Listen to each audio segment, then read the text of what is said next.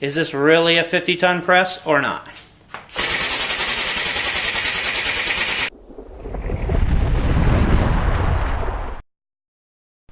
This press has a lot of features. I'm going to talk about all the features I like and all the features I dislike. First feature that I like is it's very easy to set up. It comes fully assembled minus the feet, the winch, and the pump. You will need 2 people to help you set this up. This press is, it has it right on here, 518 pounds. So this is not something you're going to be able to pick up by yourself. Me and my father-in-law lifted it into a standing position, and I think I pulled a muscle, and I think he hurt himself, he just didn't say it. So, it's very heavy. You are going to need 2 people to help you. This is something that I ordered from Grizzly, and I waited 9 weeks to get, okay? It was back ordered, and it said, order now to reserve yours. And so I said, sweet, Grizzly's starting to sell presses. I want to get one of these. Why? Because it was only $750. But don't be deceived. $750 plus tax, plus $160 for shipping, plus additional money for a liftgate service. By the time you're all said and done, you're at $1,100 for this press. So they throw out that $750 bait, and then by the time it comes to your house, you're at $1,100. So it is a little bit more than you think initially when you see that $750 price tag, and you're like, wow! So that's the first thing that kind of slaps you in the face. The second thing that slaps you in the face is they tell you that this has, you'll have to look up the exact verbiage, but basically they allude to the fact that it has 2 speeds, right? And they describe how it gets down to the workpiece quickly, and then another speed that's slower. So you would assume that all you do is you hook this up and you push it, and it goes really fast until it hits a load, and then once it hits the load, it slows down and goes like high pressure mode. That is not how it works. You push this and it goes crazy slow. I mean ridiculously slow. And then when it gets there, it still goes crazy slow. How do you get that fast mode, you might wonder? This is the only way you can make the press operate in its fast speed. I mean, you can crank it down, but you see the whole press is moving. Now, granted, I am going to lag this to the floor like they recommend, and that's why. The feet that you put on are actually not all the way down. They're just balancing feet, right? So, the center of the press is actually longer than the feet. So, you have to bolt this down. This is just like one finger. And this thing is 518 pounds. So, and if you're sitting here trying to, crank it, and it's rocking back and forth, and now your stuff moves out of position. So, granted, everybody should bolt this down anyways, lag it to the floor. So that's not a big deal. It's just something you need to know. Do not expect this thing to freely stand, and be safe. So you gotta lag it down. And also, this little handle here has a wire bracket that when you push it, it automatically kind of comes back here, and sometimes you go to let off because you want to stop, and it's hooked. So it keeps on going, and then you have to quick, oh, I got it to stop. And now you've pressed farther than you wanted to press, and that's kind of a real pain in the butt. Also, 50-ton press, most of the things you need a 50-ton press for are big enough that you need 2 hands. How are you going to hold said large part in position for pressing if you have to hold this with your other hand? So this should be a foot pedal right off the bat. They advertise it as a 50-ton press. I haven't seen it. I actually bent one of these at I was up to about 20 tons, and I literally turned one of these guys into a banana. Okay? You can see how thick it is. And also you can see that I pressed an aluminum part and it started to push a penny. I smashed a penny and it literally embedded the penny into this steel. It's so soft. So these are just mild seal. They will not hold up to more than 20 tons in this direction. And if you put it on this direction, your parts literally get embedded into the steel. I mean, pennies are soft copper, and it smashed it into the into it. So one thing I would upgrade, I might try to get some of these that are made out of 4140. That would be a big upgrade. And it's sad that I've had this press for less than 24 hours and I'm already thinking of all the things that need to be upgraded. So that says something too. Overall, let's demonstrate how this thing works. You'd be hard pressed to adjust this without the winch over here. The only problem is you have to turn it away from you, which is not, I mean, you physically have a lot more power cranking this way than this way.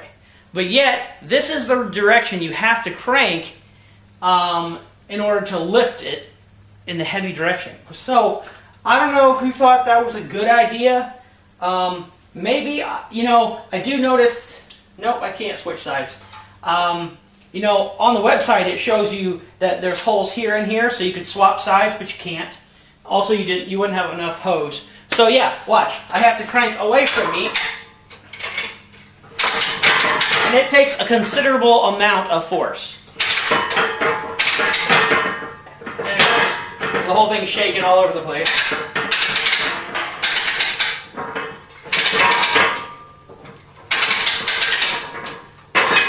One thing I like, these things are big and heavy duty.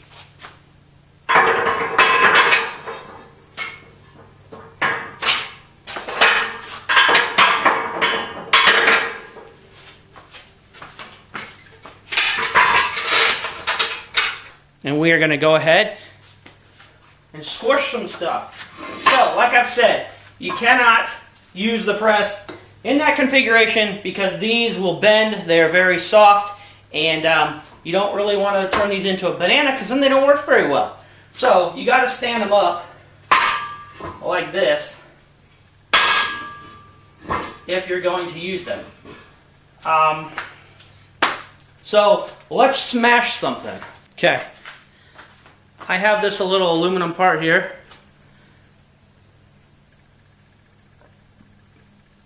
And it's just a little piece I made on the lathe. We're going to go ahead and smash it. 6061 T6 aluminum. Oh, but I can't. Okay. You know what? Just for the sake of YouTube, I'm actually going to bend this. Now, the nice thing is it's a press. I can flip it over and I can straighten it back out. But I'm going to show you exactly what happens. Okay, here's an example of how slow this press goes when you hit the trigger.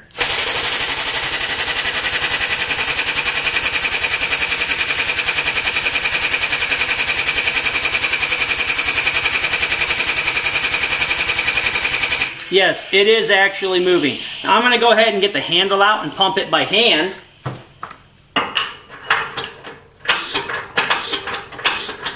Now it's actually moving at a decent clip.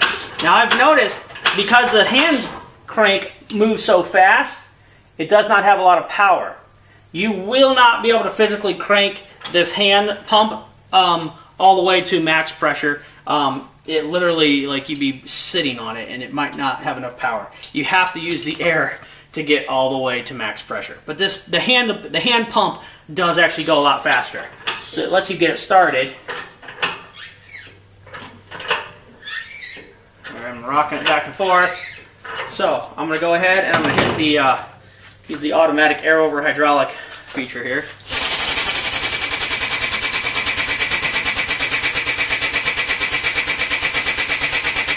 Now that's at about 5 tons.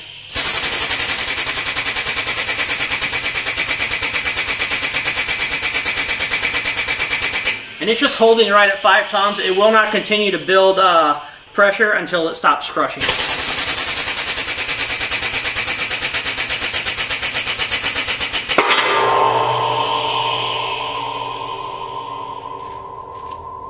Oh, it started to break.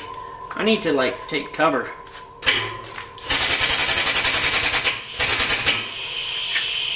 I'm gonna set this guy right here to protect me.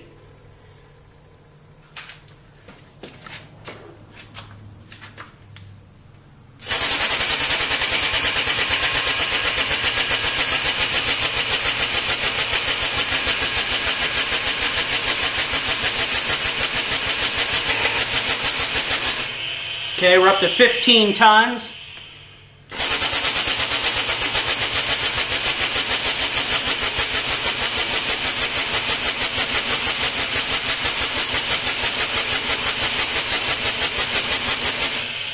And you can hear, I mean, it's slowing down. I'm up to 18 tons.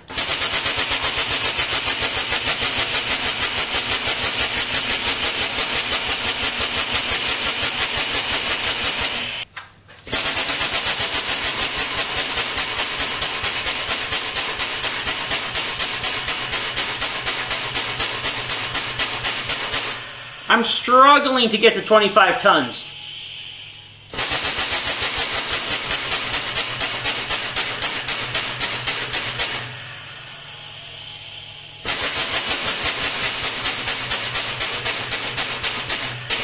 $26 ton.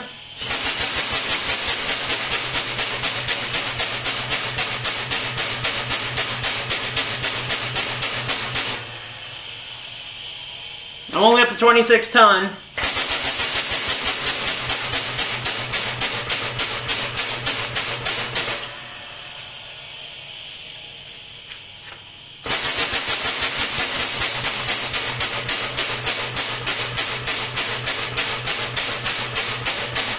And at 30, okay, I'm going to take this piece of aluminum out of there because I just don't want it to explode. But that's 30 tons.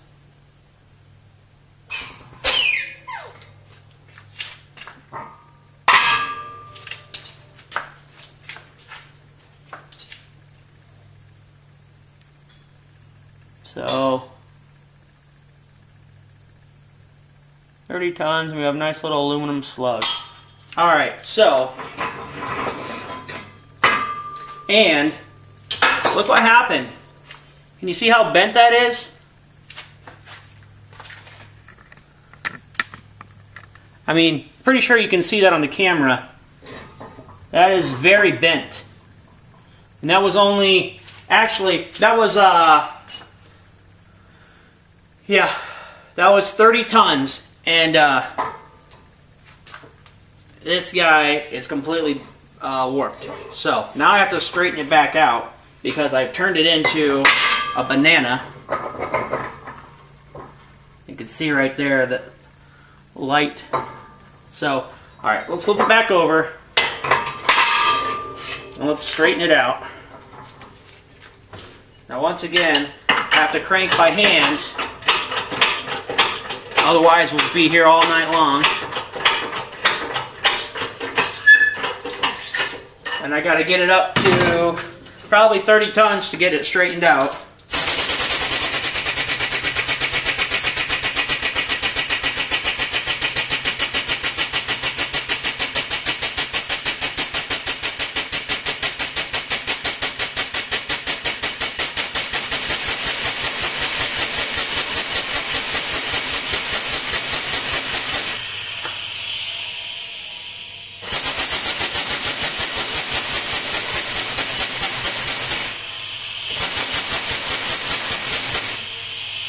Alright, that's 26. It's pretty straight. We'll see. Is this really a 50-ton press or not?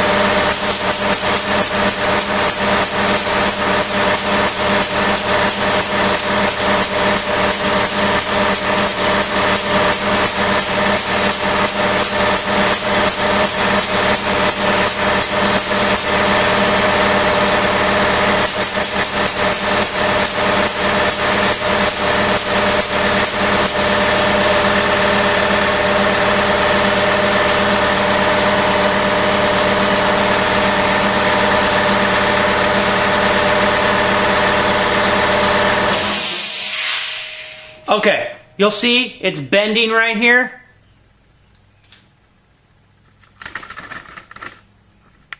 I'm actually ruining my brand new press just for this video. It's bending right there. And right there, look, it cannot get to 50 tons. 45. Now, do you think I can actually pump it by hand to get the rest? Holy shit! Ah! No, I cannot. I just put my whole body weight on that handle, and it will not go above 45 tons. So, now, take a look how much flex there is in this thing when I release the pressure. Okay. So, I'm going to release the pressure, and you'll see this thing come back together. At least I hope it came back up, otherwise I just bent my... So yeah, right there you have it. Just bent my brand new Grizzly press. First of all, it didn't go to 50 tons. Second, you can see I've now bananaed my... Hey, sorry about that. Battery in the camera died, and but the conclusion is still the same. You can clearly see by the video footage that the Grizzly 50-ton shop press is not really a 50-ton shop press. It's a 45-ton shop press, and at 45 tons, you are bending your main table. And the arbor plates it gives you cannot hold more than 20 to 25 tons without bending. Now, granted, sure, if you know you're going to press something really heavy duty and you need a lot of force, turn it on its side. That will get you the additional amount of rigidity that you need, but you will bend your main table.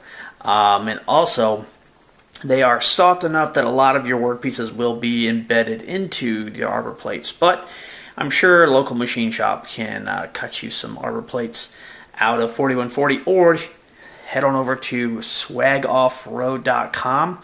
They make some really great stuff that goes with hydraulic shop presses, including heavy-duty arbor plates. They do have those there. I've checked them out.